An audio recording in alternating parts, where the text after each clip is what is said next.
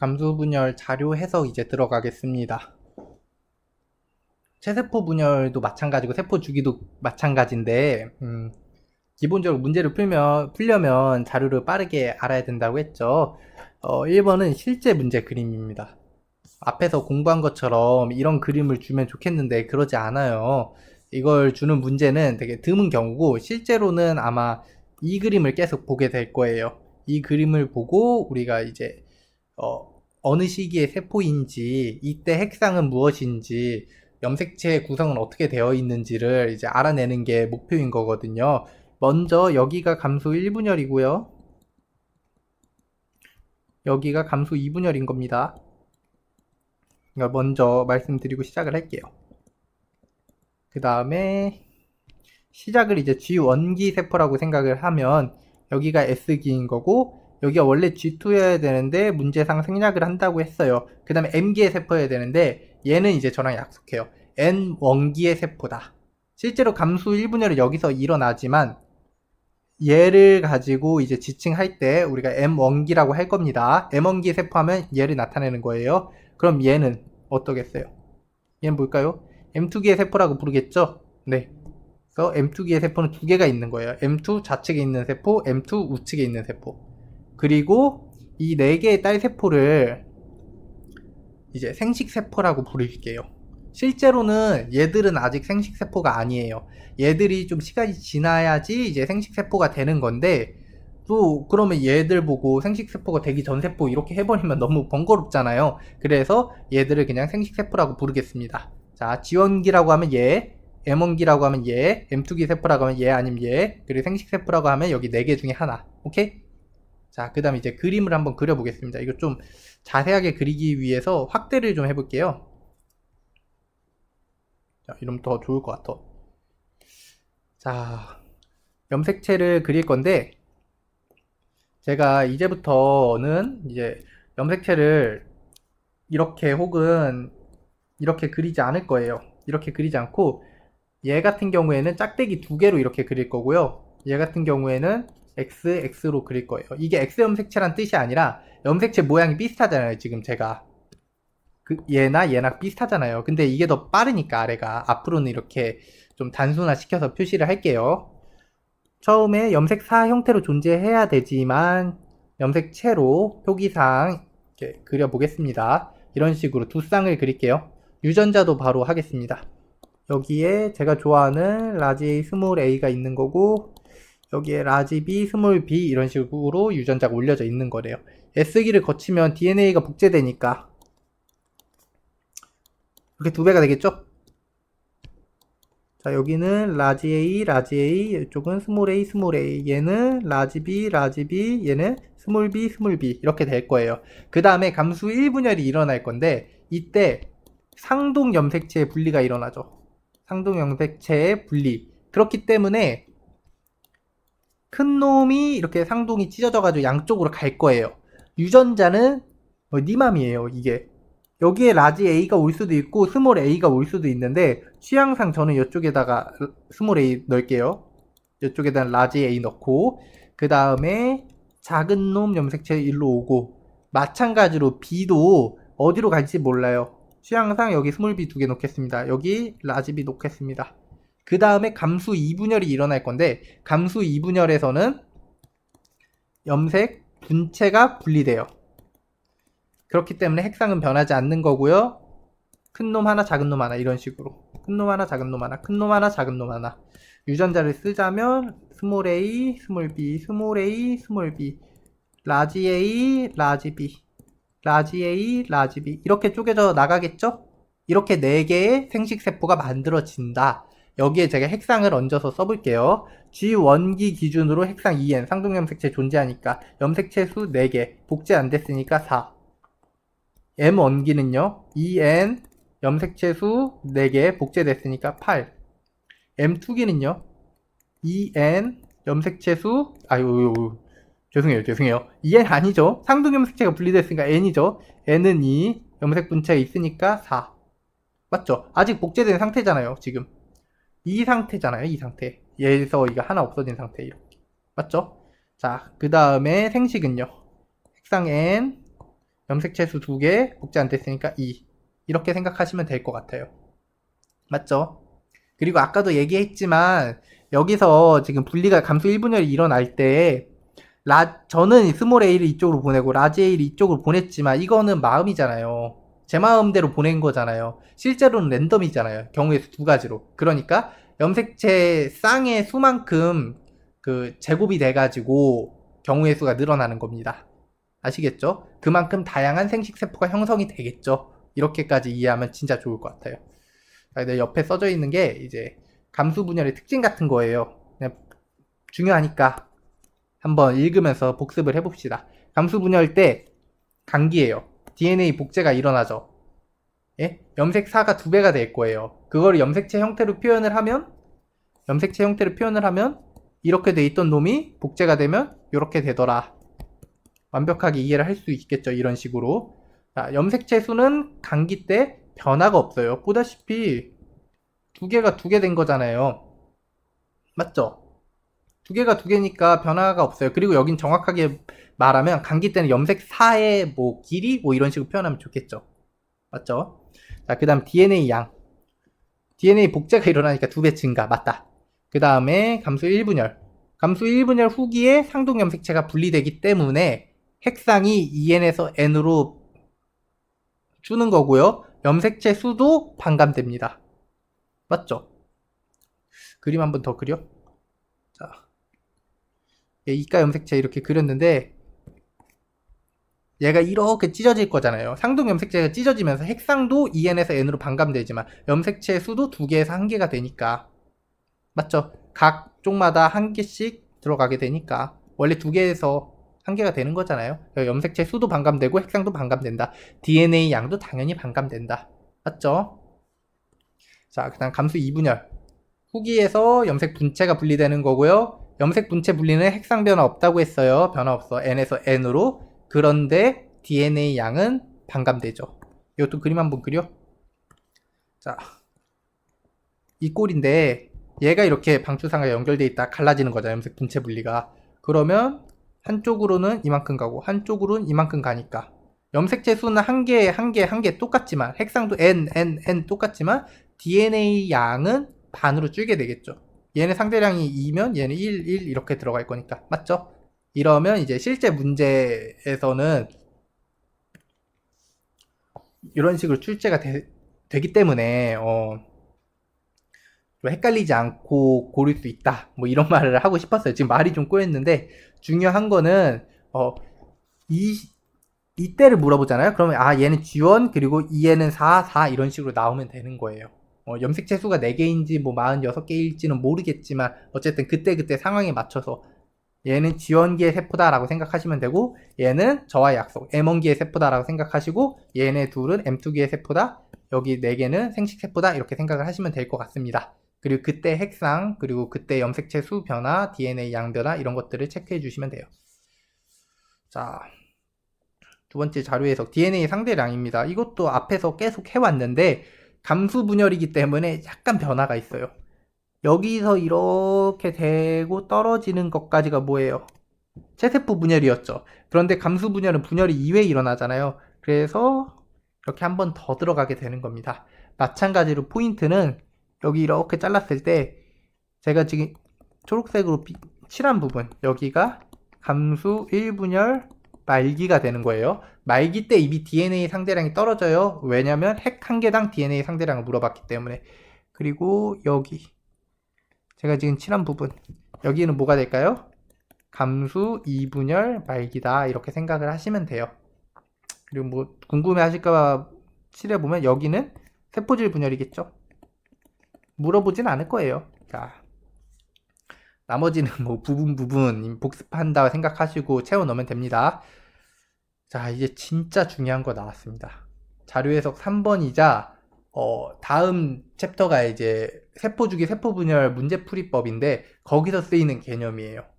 실제로 이런 그림을 저희가 만난다고 했었잖아요. 그런데 그냥 그림만 만나는 게 아니라 얘와 이제 DNA 상대량 표를 같이 줘요. 자, 이렇게 돼 있는 게 DNA 상대량 표인데요.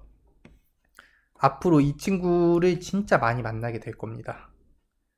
중요하기 때문에 잘 들어보세요. 제가 여기에 그 감수 분열의 염색체를 적을 거예요. 그 과정을 적을 건데 얘가 이제 G1기고 얘가 S기고 얘는 뭐라고 했죠? M1기가 되는 거고 얘는 M2기인데 M2의 좌측이라 해서 M2 좌라고 표현할 거고 얘는 M2의 우측이라고 표현할 거고 얘네 둘은 생식세포인데 좌측이라서 생식 좌라고 표현할 거고요. 여기는 생식 우라고 표현할 거예요. 저와의 약속인 거예요. 그리고 나서 여기 그림을 그릴 건데 이번엔 새쌍을 그려볼게요. 새쌍. 염색체 새쌍. 하나, 둘, 셋. 이런 식으로. 그 다음에 유전자를 채워 넣어 볼게요. 보자. D, 라지, 스몰이. 그 다음에 얘는 동영접합으로 라지 F만 가지고 있다. 좀 약간 변형을 주기 위해 이렇게 그렸어요. DNA 복제가 있고 나서는 어떻게 되죠? 두 개, 이렇게. 자, 쓰는 게 좋겠죠? 라지 D, 스몰 D, 라지, 스몰이. 얘네들은요, 다 라지 F죠. 스몰 F는 존재하지 않는 거예요. 그 다음에 감수 1분열이 여기서 일어났어요. 감수 1분열. 상동 염색체 분리죠. 왼쪽으로는 이렇게 가고, 오른쪽으로 이렇게 갈 텐데, 이게 좀 헷갈리실까봐 하는데, 얘가 이쪽으로 가잖아요? 그러면 그 옆에 상동 염색체는 이쪽으로 가는 거예요. 당연한 거죠. 나머지 애들도 마찬가지입니다. 상동 하나씩 분리되는 거니까. DNA가 이제, 유전자가 라지 D 이렇게 써질 거고요. 얘는요, 스몰 D 이렇게 써지겠죠? 그 중간 크기 2는요, 얘가 이제 스몰 E를 가져갔다고 치면 반대쪽에 뭐가 있어야 돼요? 라지 E가 가야 되는 거죠? 하나하나씩 분리돼야 되니까. 그리고 F는 스몰 F가 없으니까 다 라지 F인 거예요. 자, 이렇게 분리되는 거 맞죠? 그 다음에 여기서 감수 2분열이 일어났어요. 그러면 이렇게. 뭐 크기 같은 거는 제가 지금 막 엄청 정확한 그림을 그리는 게 아니니까 신경 쓰지 마세요. 그냥 유전자에 집중해 주세요. 스몰 D 있고 라지 있고 라지 F 있고 D, E, F 이렇게 있을 거고 D, 스몰이 F, D, 스몰이 F 이렇게 있겠죠. 자, 이걸 열심히 왜 적었냐 하면 이 그림을 보고 DNA 상대랑 표를 채울 거예요. 제가 가가 G1기의 세포라고 해봅시다. G1기의 세포는 DNA 상대량을 어떻게 가지고 있냐 이 말이에요.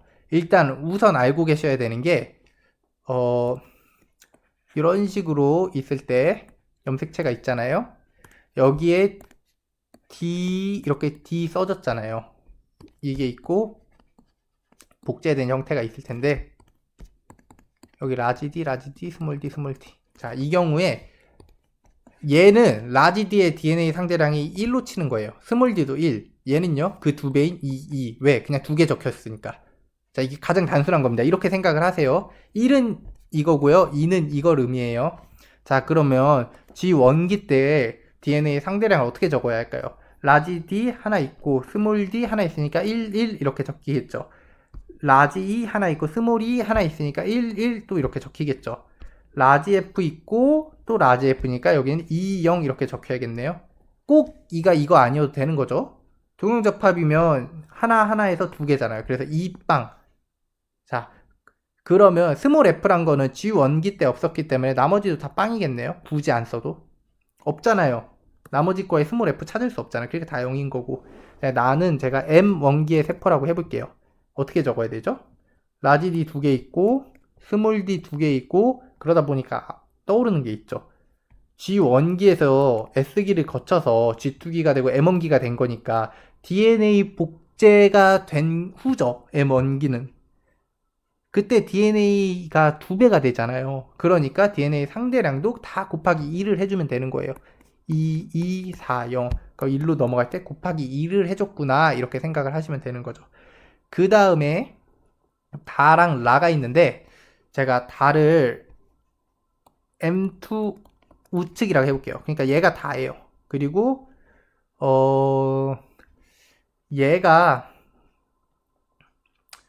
얘를 라라고 해볼게요. M2의 좌측을 라라고 해볼게요. 자, M2의 우측이 다기 때문에 얘를 세면 되겠죠. 라지 D 하나 둘 두 개, E 스몰 D 없고 빵, 스몰 E가 2 있고 라지 E는 없고 라지 F는 두 개 있고 이렇게.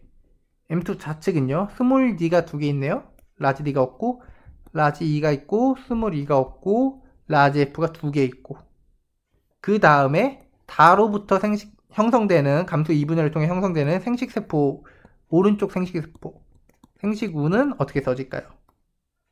지금 여기 써져 있는 거 보고 적으면 라지 D 1 있고 스몰 D 없고 라지 E 없고 스몰 E 1 있고 라지 F 1 있고 스몰 F 0 있는데, 이것도 눈치챌 수 있죠. 얘가 얘로 갈 때 반된 거예요. 반 나누기 2 한 거예요. 왜? 감수 2분열에서는 염색 분체가 분리가 되기 때문에 정확히 반만큼 줄어들죠. DNA 상대량이. 자, 나에서 다로 갈 때는 왜 곱하기 2든 나누기 2든 안 하냐? 이건 왜 그러냐면 감수 1분열은 상동 염색체의 분리기 때문에 얘네 둘을 더하면 더한 게 얘가 되는 거예요. 볼까요? 2랑 0 더해서 2 됐죠. 0이랑 2 더해서 2 됐죠. 0이랑 2 해서 2 됐죠. 2랑 2 더해서 4. 맞죠? 얘가 감수 1분열이 일어날 땐 상동 염색체를 이렇게 나눠줬기 때문에 나누기 2가 되는 게 아니라 두 개가 논아먹는 거예요. 그런데 감수 2분열에서 염색 분체 분리가 일어났을 때는 정확히 DNA 상대량이 반감된다고요. 그럼 볼 것도 없이 M2 좌측에 있는 M2기로부터 생성된 생식세포, 생식좌는 M2자의 반이겠네요. 0, 1, 1, 0, 1, 0일 거예요. 한번 확인해 볼까요? 라지 D 없으니까 0, 스몰 D 있으니까 1, 라지 E 있으니까 1, 스몰 E 없으니까 빵, 그리고 라지 F 있으니까 1, 스몰 F 없으니까 빵. 맞죠? 이렇게 되는 거예요.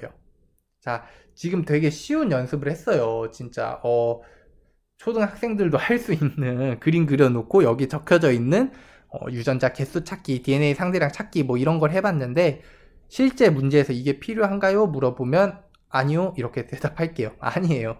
이게 문제를 푸는데 필요한 스킬은 아니고요. 이걸 이제 베이스로 해가지고 제가 다음 시간부터 어떻게 문제를 풀어야 되는지를 가르쳐 드릴 거예요. 우선은 감수 분열을 나타낼 때 모든 그림을 주는 게 아니라 이런 식으로 줄 거고, 이런 식으로 줬을 때 얘가 G1기의 세포고 얘를 M1기의 세포라고 하고 얘를 M2기의 세포라고 하고 얘네들을 생식세포라고 한다. 이걸 먼저 마스터 하시고 그림을 저처럼 이렇게 자유자재로 그리실 줄 알아야 돼요. 그 다음에 이 그림에 있는 본인이 이제 쓴 그 유전자대로 DNA 상대량을 한번 숫자를 채워 넣으면 이제 될 것 같아요. 아시겠죠? 제가 한 거 그대로라도 좋으니까 꼭 해보세요. 네? 뭐 추천해 드리는 거는 얘를 뭐 동영접합으로 바꾼다든지 아니면 얘 FF 동영접합을 뭐 라지 F 스몰 F로 바꿔서 연습해 본다든지 그런 식으로 하면 좋을 것 같아요. 자, 이러면 자료 해석 3번이 끝난 거고요. 마지막으로 감수 분열의 의의와 자손의 유전적 다양성을 얘기하고 감수 분열 파트도 마치도록 하겠습니다. 감수 분열의 의의인데요. 앞에서 안 넣어놓고 뒤에다 넣는 이유는 그냥 한번 직접 보고 느끼라고 한 거예요. 감수 분열을 하게 되면 자손의 염색체 수가 유지되죠. 왜? 여기 한번 볼까요? 생식세포의 염색체 수가 모세포에 비해서 반으로 줄었잖아요. 반으로 줄고 이런 노만테에서 만들어진 생식세포끼리 서로 만나가지고 하나의 엄연한 체세포가 되는 거니까 그때 염색체 수가 일정해야 되니까. 맞죠? 그래서 감수 분열은 자손의 염색체 수를 유지시켜 줍니다. 그 다음에 감수 분열을 통해서 유전적 다양성이 증가합니다. 왜 그러냐면 이미 여러 번 얘기했어요. 감수 1분열 중기 때 상동 염색체가 무작위 배열이 되잖아요. 그 말이 뭐냐면, 자, 감수 1분열에서 상동 염색체, 제가 상동인데 색깔을 한번 다르게 그려볼게요. 이렇게 이가 염색체를 형성한 상동 염색체가 있어요. 양쪽으로 이렇게 방추사가 붙은 다음에 당겨가지고 방추사가 짧아지면서 한쪽은 일로 가고 한쪽 상동 염색체는 절로 가고 할 텐데, 자, 꼭 파란색이 왼쪽으로 가란 법 있나요? 아니죠. 꼭 빨간색이 오른쪽으로 가란 법 있나요? 아니죠. 제가 이렇게 그렸을 뿐이지 여기가 파란색이었을 수 있고 여기가 빨간색이었을 수 있잖아요. 이 말이 뭐예요? 염색체마다 이렇게 두 가지 경우의 수가 주어진다는 거예요. 그런데 인간의 경우에 23쌍이 있으니까 경우의 수가 2에 23승까지가 있겠죠. 그렇게 해서 태어난 생식세포들은 유전적으로 매우 다양할 거예요. 맞죠? 매우 다양한 거, 그 매우 다양한 놈들끼리 또 수정을 해서 만들어지는 인간이기 때문에 얼마나 다양하겠어요. 감수분열 과정에서 감수 1분열 중기 때 상중염색체가 이처럼 이렇게 제가 지금 그린 걸로는 파란색이 왼쪽에 배열되고 빨간색이 오른쪽에 배열됐지만 이게 무작위적으로 배열되는 거거든요. 상중염색체가 무작위적으로 배열되기 때문에 생식세포의 가지수, 경우의 수가 증가를 하는 거고 유전적 다양성이 증가를 하는 거죠. 인간의 유전적 다양성이 이렇게 증가를 한다. 유전적 다양성이 증가를 하면 이제 종의 안정성 유지가 되게 높다. 이렇게 생각을 하시면 되는 거예요. 그리고 여기 뒤에 있는 말은 참고만 한번 해보세요. 이거 참고만 해보시면 되고 옛날에 나왔던 개념인데 그래도 적어놨으니까 얘기를 해보면 이제 이가 염색체 형성한 그림 여기 있네요. 이가 염색체를 형성했을 때 제가 초록색으로 표현한 게 유전자인데 이 유전자랑 서로 상호 교환이 이루어질 수가 있어요. 그러면 유전자가 바뀌게 되는 거고 또 되게 특이한 생식세포가 형성될 수도 있기 때문에 이런 교차라는 현상을 통해서도 이제 유전적 다양성이 증가하더라. 이 역시 감수분열에서 이가 염색체를 형성하기 때문이니까 감수분열을 했을 때 유전적 다양성이 증가하더라. 이걸 의미하고 있는 거예요. 되게 좋은 분열이죠. 마지막으로 자손의 유전적 다양성인데요. 이거 위에서 했던 말이랑 똑같아요. 생식세포의 유전적 다양성이 높다는 걸 아셨죠, 이미. 상중염색체가 무작위적으로 배열하고 또 그 와중에 교차도 일어나니까 생식세포가 되게 다양해요. 근데 이 다양한 생식세포로부터 지들끼리 수정을 해서 무작위로 수정을 해가지고 새로운 이제 하나의 수정란이 탄생을 하는 거기 때문에 자손은 되게 유전적으로 다양하다. 그 이유는 감수분열 때문이다. 이렇게 이해하시면 끝날 것 같습니다. 자, 다음 시간부터가 좀 어려워요. 끝이 아니네. 끝이 아니, 끝내자. 그 뒤에는 뭐 간단한 부분이니까 그냥 혼자서 연습하시면 돼요. 다음 시간부터가 되게 어려우니까, 조금 더 이제 긴장이 아니라 조금 더 마음의 준비를 하셨으면 좋겠습니다. 그러면 이제 오늘은 여기까지 하고 다음에 뵙도록 하겠습니다. 고생하셨습니다.